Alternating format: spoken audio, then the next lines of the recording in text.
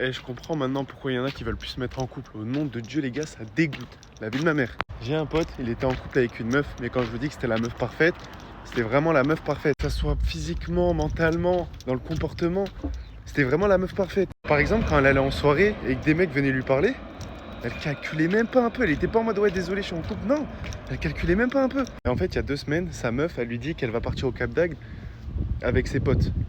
Bref, lui, il se pose pas plus de questions, il est en mode vas-y, il va kiffer.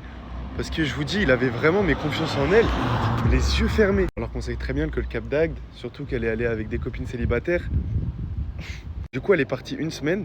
Et en fait, ils avaient l'habitude de s'appeler tous les soirs et de s'envoyer des snaps toute la journée. Bref, le samedi, il m'a raconté qu'en fait, elle lui a envoyé un message le matin en lui disant ouais, si je te réponds pas trop aujourd'hui ou j'envoie pas trop de snaps, c'est parce que je suis à la plage. Il s'est dit bon, bizarre, mais bon, ok, vas-y, elle kiffe. Je vous jure, il avait tellement confiance en elle qu'il trouvait rien bizarre. Un peu plus tard dans la soirée, il y a un pote à lui qui va lui envoyer un message, il va lui dire frérot, tu sais que ta meuf elle est au Cap.